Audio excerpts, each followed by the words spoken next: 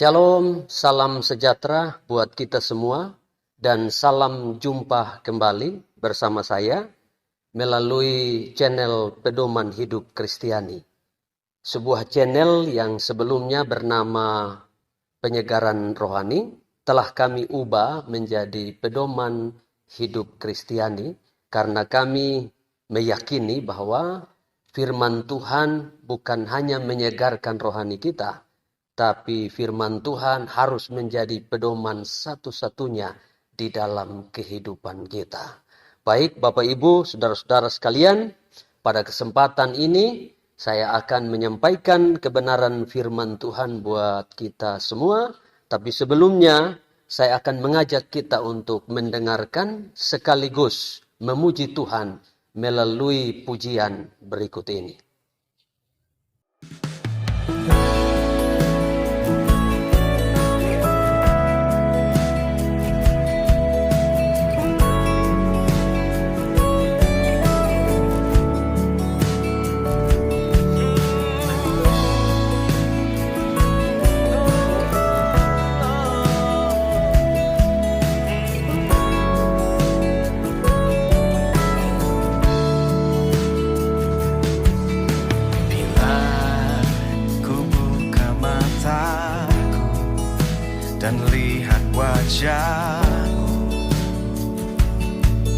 Ku terkagum bila ku lihat hidupku dan karya tangan-Mu. Ku tersanjung karena semua yang baik dalam hidupku itulah karya-Mu. Kau beri kesempatan yang baru dan ku ingin mengenal-Mu, Tuhan, lebih dalam dari semua yang ku kenal. Tiada kasih yang melebihi-Mu, ku ada untuk menjadi penyembah-Mu.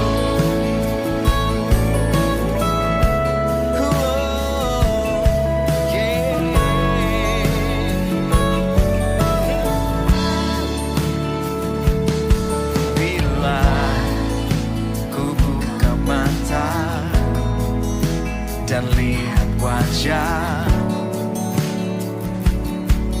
ku terkagum. Bila ku lihat hidupku dan karya tangan-Mu, ku tersanjung karena semua yang baik dalam hidupku, oh, itulah karya-Mu.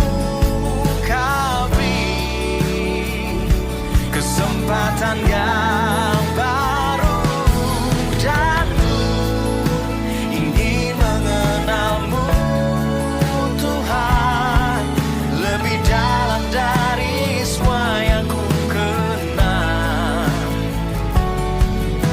Tiada kasih yang melebihi-Mu, ku ada untuk menjadi penyembah-Mu.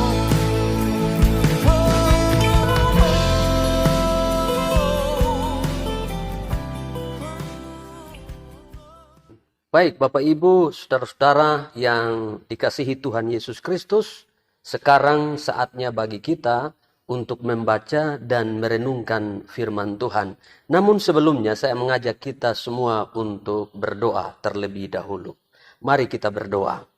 Bapa di surga, kami mengucap syukur karena Engkau telah memberi kami kesempatan untuk ada sebagaimana ada dan lebih dari itu boleh bersekutu dengan-Mu. Kini saatnya kami akan membaca dan merenungkan firman-Mu. Oleh karena itu kami minta Tuhan kuduskanlah seluruh hidup kami dan beri hikmat bagi kami untuk mengerti firman yang kami terima, dan kemampuan dari Roh Kudus menolong kami untuk bisa melakukan firman yang kami terima hari ini. Dalam nama Tuhan Yesus, firman yang hidup, kami siap menerima dan melakukan firman Tuhan. Amin. Baik, Bapak Ibu, saudara-saudara sekalian, renungan firman Tuhan hari ini terambil dalam Injil Yohanes pasal 4 ayat 22 sampai ayat 24. Sekali lagi, Yohanes 4 ayat 22 sampai ayat 24. Demikian bunyi firman Tuhan. Kamu menyembah apa yang tidak kamu kenal. Kami menyembah apa yang kami kenal. Sebab keselamatan datang dari bangsa Yahudi. Tetapi saatnya akan datang dan sudah tiba sekarang bahwa penyembah-penyembah benar akan menyembah Bapa dalam roh dan kebenaran. Sebab Bapa menghendaki penyembah-penyembah demikian. Allah itu roh, dan barang siapa menyembah Dia harus menyembahnya dalam roh dan kebenaran. Demikian bunyi firman Tuhan untuk kita. Nah, Bapak Ibu, saudara-saudara yang dikasihi Tuhan Yesus Kristus, melalui bacaan ini saya akan menyampaikan firman Tuhan dengan tema pentingnya kita mengenal Allah dengan benar. Ayat 22 dari Yohanes pasal 4. Di sana Yesus berkata, "Kamu menyembah apa yang tidak kamu kenal. Kami menyembah apa yang kami kenal." Saudara, ini menunjukkan betapa pentingnya kita mengenal Tuhan yang kita sembah. Nah, saudara-saudara sekalian, mungkin timbul pertanyaan di dalam benak kita, bagaimana caranya kita bisa mengenal Allah? Nah, untuk bisa mengenal Allah, apalagi mengenalnya dengan benar, maka Allah lah yang harus lebih dulu menyatakan dirinya kepada manusia.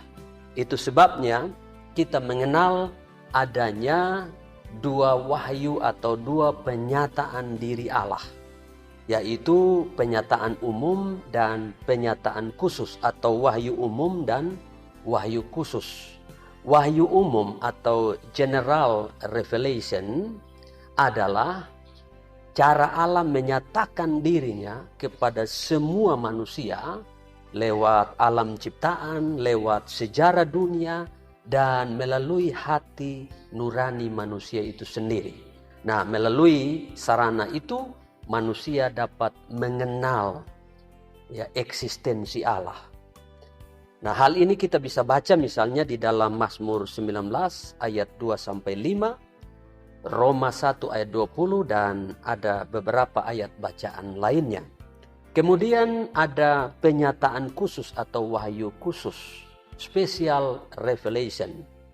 Artinya apa? Artinya Allah menyatakan diri secara khusus kepada orang-orang pilihan melalui Alkitab, juga melalui diri Yesus Kristus, juga melalui komunikasi dan manifestasi Roh Kudus. Kita bisa baca ini di dalam beberapa ayat Alkitab. Salah satunya adalah Ibrani pasal 1 ayat 1 dan ayat yang kedua. Nah, jadi Bapak Ibu Saudara sekalian, manusia, saudara dan saya bisa mengenal Allah kalau Allah yang lebih dahulu menyatakan diri kepada manusia melalui beberapa media yang telah saya sampaikan tadi, secara umum melalui alam semesta, melalui sejarah dunia, melalui hati nurani, tetapi juga secara khusus Allah menyatakan diri kepada kita melalui kitab suci Alkitab, dan bahkan melalui diri Yesus Kristus, dan melalui tuntunan daripada Roh Kudus itu sendiri. Nah, Bapak Ibu saudara-saudara yang dikasihi oleh Tuhan Yesus Kristus, dalam percakapan antara Yesus dengan perempuan Samaria di dalam Yohanes 4 ayat 1 sampai dengan ayat 42, kita dapat melihat bagaimana Yesus menyatakan dirinya kepada perempuan Samaria ini kemudian menuntun perempuan ini untuk mengenalnya secara benar. Dan bahkan melalui dia, orang-orang Samaria dapat mengenal Yesus. Baik mengenal melalui kesaksian perempuan ini maupun melalui perjumpaan langsung orang-orang Samaria itu dengan Tuhan Yesus. Nah, hal ini menunjukkan betapa pentingnya Allah memperkenalkan dirinya kepada manusia supaya manusia dapat mengenalnya. Ini dapat kita baca di dalam ayat 10, ayat 19, ayat 22, ayat 25 dan 26, juga ayat 40 sampai dengan ayat 42 dalam pembacaan kita di dalam Yohanes pasal 4 ini. Nah, Bapak, Ibu, saudara-saudara yang diberkati oleh Tuhan. Kalau kita berbicara mengenai mengenal Allah dengan benar, maka kita tidak bisa dan tidak boleh lupa akan satu kata yang paling banyak digunakan di dalam Perjanjian Baru, yaitu kata ginosko. Kata ginosko ini adalah kata Yunani yang dipakai untuk menjelaskan tentang pengetahuan atau pengenalan akan Allah yang bukan hanya diperoleh melalui informasi, melalui data dan fakta, tetapi melalui perjumpaan pribadi, melalui relasi, melalui persekutuan intim dengan Tuhan. Nah, oleh sebab itu, Bapak, Ibu, saudara sekalian, kalau kita berbicara tentang mengenal Allah dengan benar, maka kita tidak bisa hanya mengenalnya melalui informasi dan melalui kita belajar, tetapi kita harus berjumpa secara pribadi dengan Tuhan.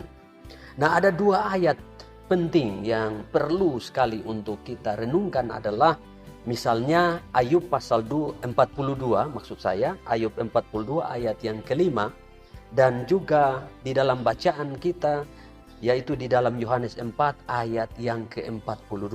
Saya akan baca untuk kita. Ayub 42 ayat yang kelima berkata begini, "Hanya dari kata orang saja aku mendengar tentang Engkau, tetapi sekarang mataku sendiri memandang Engkau." Saudara, perhatikan baik-baik pernyataan Ayub ini. Nah, dari pernyataan ini kita bisa menemukan bahwa Ayub sebelumnya mengenal Allah melalui apa? Melalui informasi yang dia terima dari orang lain, melalui kesaksian orang, atau melalui mendengar dari kata orang. Tetapi kemudian dia berjumpa langsung dengan Tuhan, sehingga pengenalannya akan Tuhan menjadi lebih baik dari sebelumnya. Yohanes pasal 4 ayat yang ke-42 juga di sana dikatakan, "Dan mereka berkata kepada perempuan itu, kami percaya tetapi bukan lagi karena apa yang kau katakan. Sebab kami sendiri telah mendengar dia dan kami tahu bahwa dialah benar-benar juru selamat dunia." Nah, saudara-saudara yang dikasihi oleh Tuhan, orang-orang Samaria, mereka mengenal Tuhan Yesus pertama dari kesaksian perempuan Samaria yang berjumpa dengan Tuhan Yesus. Tapi kemudian mereka memutuskan untuk bertemu langsung dengan Tuhan Yesus. Sehingga di dalam ayat 42 orang-orang Samaria ini berkata, "Kami mengenal Yesus, kami percaya kepada Yesus, tetapi bukan karena kami mendengar dari Engkau, bukan karena kesaksianmu, tetapi lebih dari itu karena kami sudah berjumpa langsung dengan Tuhan Yesus sendiri." Nah, Bapak, Ibu, saudara-saudara sekalian, ini pernyataan yang luar biasa. Seberapa dalam saudara dan saya mengenal Tuhan Yesus? Apakah saudara mengenal Tuhan Yesus dari kata orang, dari kesaksian orang lain, dari belajar tentang siapa itu Tuhan Yesus, atau karena saudara memiliki perjumpaan pribadi dengan Tuhan. Nah, Bapak Ibu yang dikasihi oleh Tuhan Yesus Kristus, dari 2 ayat yang saya baca tadi, nampak jelas di sini bahwa saudara dan saya perlu mengenal Tuhan dengan benar. Dan untuk mengenal Tuhan dengan benar, saudara tidak hanya mendengar dari kata orang, belajar dari informasi, data, dan fakta, tetapi saudara harus berjumpa langsung dengan Tuhan. Melalui apa? Melalui membangun relasi dengan Tuhan. Yaitu dengan cara bersekutu dengan Tuhan melalui membaca dan merenungkan firman Tuhan setiap hari. Berdoa atau bersaat teduh, lalu rajin beribadah, serta hidup di dalam pimpinan Roh Kudus tiap-tiap hari. Melalui cara ini, maka saudara dan saya bisa mengenal Tuhan secara pribadi. Nah, saudara-saudara yang diberkati oleh Tuhan, apa dampaknya kalau kita mengenal Allah dengan benar? Dampak daripada pengenalan yang benar terhadap Tuhan adalah yang pertama, kita akan percaya kepada Allah yang benar dan hidup di dalam yang benar, yaitu Yesus Kristus Tuhan. Dialah Allah yang benar. 1 Yohanes pasal 5 ayat 20. Kalau pengenalan kita benar, maka kita tidak salah beriman. Kemudian yang kedua adalah kita akan mengutamakan Allah dan menjadikannya sebagai pribadi yang mulia, yang berharga melebihi segalanya. Filipi pasal 3 ayat yang ke-8. Rasul Paulus ketika mengenal Yesus, dia berkata bahwa ketika dia mengenal Yesus, semua kebanggaannya dia anggap sebagai sampah. Tidak ada yang lebih berharga, tidak ada yang lebih mulia daripada mengenal Tuhan. Yang ketiga, orang yang mengenal Allah dengan benar akan kuat imannya dan tidak gampang murtad. Daniel pasal 11 ayat 32. Yang keempat, orang-orang yang mengenal Allah dengan benar akan selalu taat melakukan perintah-perintah Tuhan. 1 Yohanes pasal 2 ayat yang ketiga berkata, orang yang mengenal Allah adalah orang yang taat melakukan perintah-perintah Tuhan. Dan yang kelima, orang yang mengenal Allah dengan benar adalah orang-orang yang akan menerima hidup yang kekal.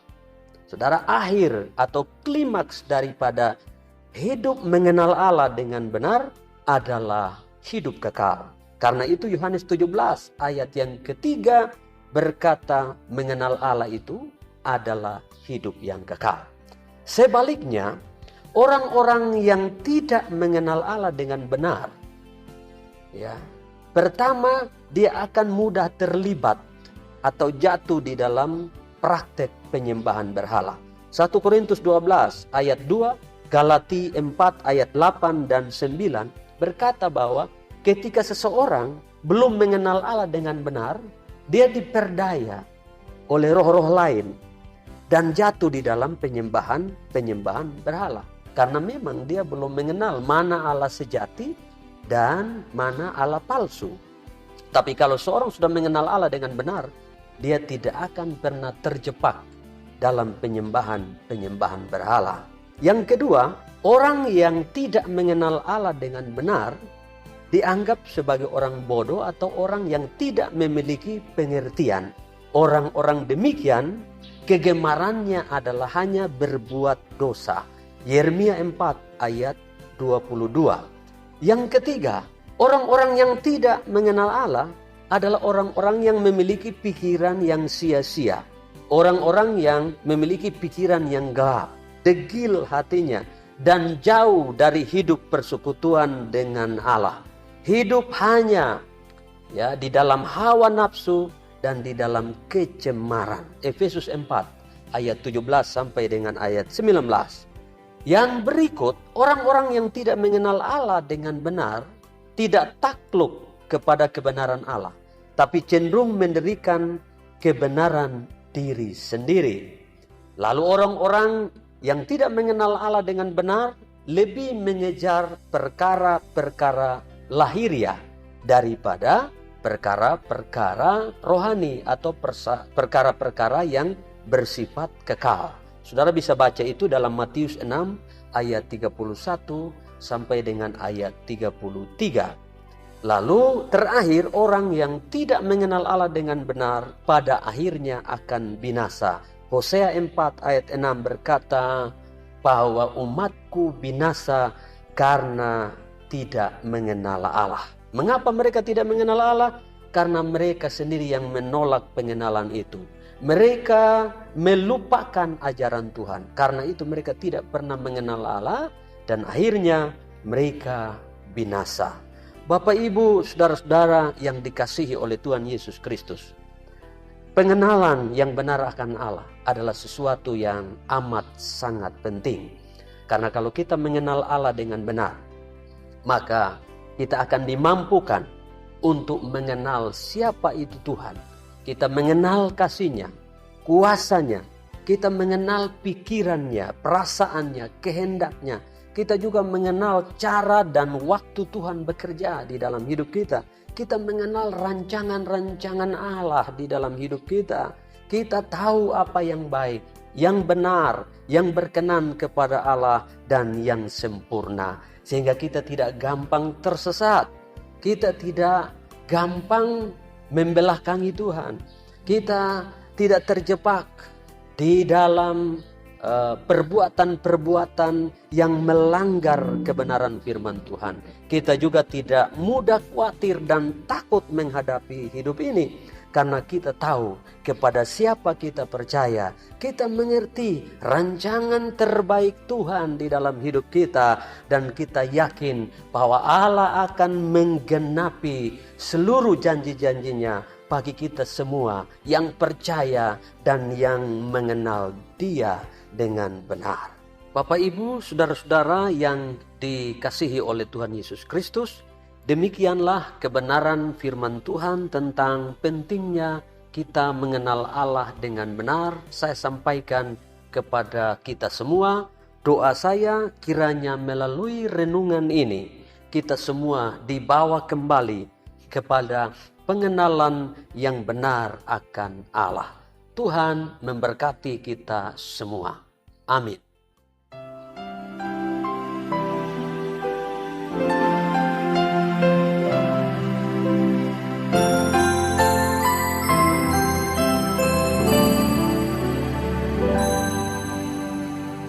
Aku rindu